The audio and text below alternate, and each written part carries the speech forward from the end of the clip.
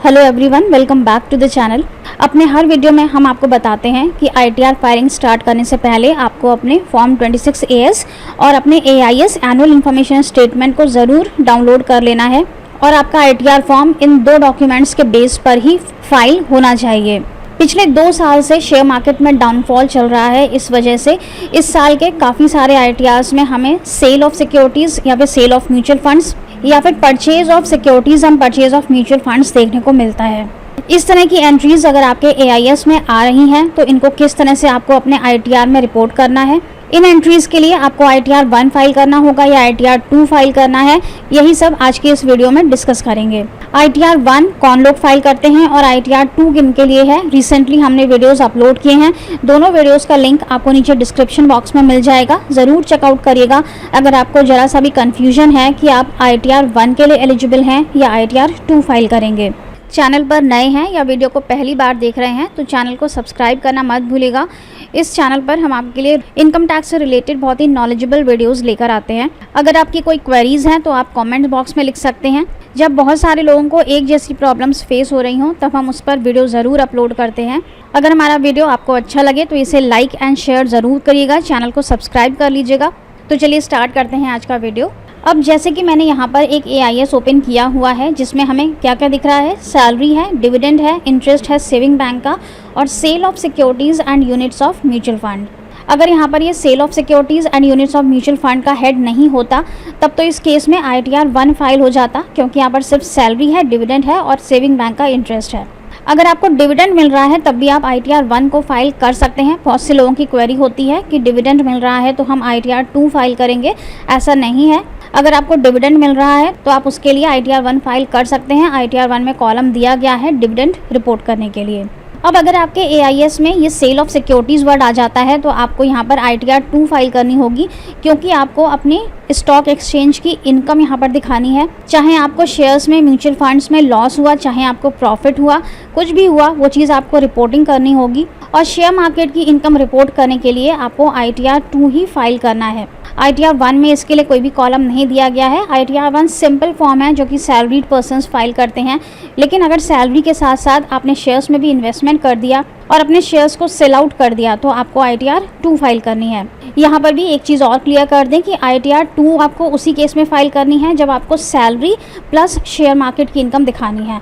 लेकिन in case आपको business plus share market की इनकम दिखानी है तो आप आईटीआर 3 फाइल करेंगे, क्योंकि अगर आपकी बिजनेस से इनकम हो रही है तो आप आईटीआर 1 और आईटीआर 2 फाइल नहीं कर सकते हैं। बिजनेस और शेयर मार्केट है तो आईटीआर 3 फाइल करेंगे, सैलरी और शेयर मार्केट है तो आईटीआर 2 फाइल करेंगे। तो सेल दिख रही है तो आपको आईटीआर 2 फाइल करना है। लेकिन अगर आपके केस में यहाँ पर परचेज दिख रही है, परचेज़ की रिपोर्टिंग हमें नहीं करनी होती है। अगर आपने सिर्फ शेयर मार्केट में परचेज़ की है, आपने सेल नहीं की है, तो आपको आईटीआर 2 फाइल नहीं करना है। आप आईटीआर 1 में सिंपल फाइल कर सकते हैं कि आपका सैलरी है, डिविडेंड है और इंटरेस्ट है सेविंग बैंक का। अगर आपने शेयर मार्केट में परचेज़ की है या आपने म्यूचुअल फंड्स परचेज़ किए हैं तो उनकी रिपोर्टिंग नहीं करनी होती है और तब आप आईटीआर 2 फाइल नहीं करेंगे, आईटीआर 1 से आपका काम चल जाएगा। लेकिन अगर आपने सेल कर दी तो आपको अपना इनकम या लॉस दिखाना है, उस केस में आप आईटीआर 2 फाइल करेंगे। तो यहाँ पर बहुत से लोगों की क्वेरी होती है कि परचेज़ की है शेयर मार्केट में तो कौन सा आईटीआर फाइल करेंगे, तो आप आईटीआर 1 फाइल कर सकते हैं, क्योंकि इनकम टैक्स रिटर्न बेसिकली क्या है, वो आपकी इनकम्स की रिपोर्टिंग है। और जब आप परचेज़ कर रहे हैं तो वो कोई आपकी इनकम नहीं है। जब आप सेल करेंगे और उस पर आपको गेन होगा या फिर आपको लॉस होगा तो वो आपकी इनकम है। इसलिए हम सेल के केस में रिपोर्टिंग करते हैं, हम परचेज़ के केस में कोई भी रिपोर्टिंग नहीं करते हैं। अब यहाँ पर एक दूसरा क्वेश्चन और बहुत ज़्यादा पूछा जा रहा है कि अगर हमारा बहुत थोड़े अमाउंट का यहाँ पर सेल है, जैसे कि यहाँ पर तो हमें 1 लाख के ऊपर दिख रहा है, अगर हमारा सेल अमाउंट यहाँ पर बहुत कम है, 4-5 हज़ार है या 10,000 20,000 है, तब भी क्या हमको आईटीआर 2 फाइल करनी होगी? क्या हम आईटीआर 1 में इसे शो नहीं कर सकते? तो यहाँ पर सजेशन आपको यही रहेगा कि आप आईटीआर 2 फाइल करिएगा, क्योंकि जब आप आईटीआर 1 फाइल करेंगे तो क्योंकि AIS में आपकी सेल ऑफ शेयर्स दिख रहा है लेकिन आपके आईटीआर 1 में सेल ऑफ शेयर्स दिखाने का कोई भी कॉलम नहीं होगा और आपने ये रिपोर्टिंग नहीं की होगी, तो बहुत चांसेस हैं कि आपको इनकम टैक्स से नोटिस आ जाए या डिफेक्टिव रिटर्न का नोटिस आ जाए। भले ही आपका अमाउंट बहुत छोटा है, शॉर्ट टर्म कैपिटल गेन पर आपको 15% का टैक्स देना पड़ता है, जबकि लॉन्ग टर्म कैपिटल गेन पर 1 लाख रुपए तक का गेन एग्जाम्प्ट है, उसके ऊपर आपको आपको 10% का टैक्स देना पड़ता है। अमाउंट भले ही बहुत छोटा है, लेकिन अगर आप ITR 1 फाइल करेंगे और इस अमाउंट की रिपोर्टिंग नहीं करेंगे तो बहुत चांसेस हैं कि आपको इनकम टैक्स से डिफेक्टिव रिटर्न का नोटिस आ जाएगा और उस केस में आपको अपनी ITR को दोबारा रिवाइज करना पड़ेगा। तो यहाँ पर आपका डबल पेमेंट चला जाएगा। ITR 1 फाइल करने के लिए आपने पहले पेमेंट किया, इसके बाद आप ITR 2 फाइल करवाएंगे तो आप दोबारा पेमेंट करेंगे। या फिर अगर आप खुद से भी फाइल करते हैं तो यहाँ पर आपको डबल मेहनत पड़ जाएगी।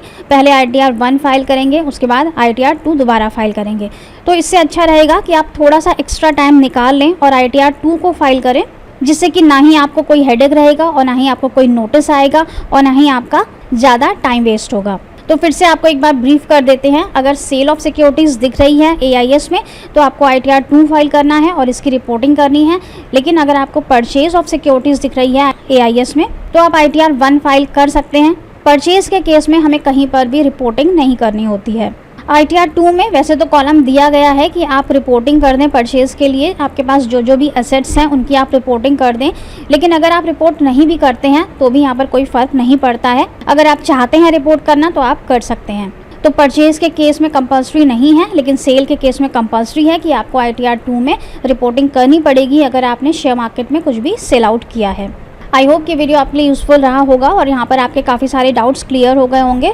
डेट एक्सटेंड होने का वेट बिल्कुल भी मत करिएगा। बहुत कम चांसेस लग रहे हैं कि डेट एक्सटेंड होगी, क्योंकि साइट यहाँ पर प्रॉपर्ली वर्क कर रही है। पोर्टल पर कोई भी दिक्कत नहीं दिख रही है लॉगिन से रिलेटेड या फिर कोई भी डाउनलोडिंग से रिलेटेड। हाँ, इतना ज़रूर है कि अभी तक बहुत ही कम लोगों ने अपनी ITR फाइल की है। अगर आप E-फाइलिंग साइट के होम पेज पर देखेंगे तो अभी बहुत ही कम रेशियो में ITRs फाइल हुए हैं। हो सकता है कि डेट एक्सटेंड हो जाए, लेकिन एक्सटेंशन का वेट मत करिएगा। जल्दी से अपनी ITR फाइल कर दीजिए, क्योंकि लास्ट मोमेंट पर बहुत ज़्यादा ट्रैफिक हो जाता है और ITR अपलोड नहीं हो पाती है। अगर आपके पास टाइम की कमी है, आपको कोई भी डाउट्स हैं अपने ITR में, तो हम आपको पहले ही ट्रिक बता चुके हैं। हमने 2 वीडियोस इसी पर अपलोड किए थे और हम बार बार कह रहे हैं कि जस्ट अपना ITR अपलोड कर दीजिएगा, वेट मत करिएगा। बाद में आप उसे रिवाइज कर सकते हैं, उस पर कोई भी लेट फीस नहीं लगेगी। एक बार फिर से आपको ब्रीफ कर देते हैं कि जब हम रिवाइज ITR फाइल करते हैं तो उस पर हमें कोई भी लेट फीस नहीं लगती है, लेकिन जब हम बिलेटेड ITR फाइल करते हैं तो उस पर हमें अकॉर्डिंग टू हमारी टैक्सेबल इनकम लेट फीस लगती है, जो 1000 और 5000 रुपीज़ है according to your taxable income. अगर 2.5 लाख रुपए से कम की आपकी इनकम है तो आप कभी भी अपना ITR फाइल कर सकते हैं 31 दिसंबर 2022 तक, उस पर कोई भी लेट फीस नहीं लगती है। So thank you so much for watching this video. Stay safe and healthy. Bye bye.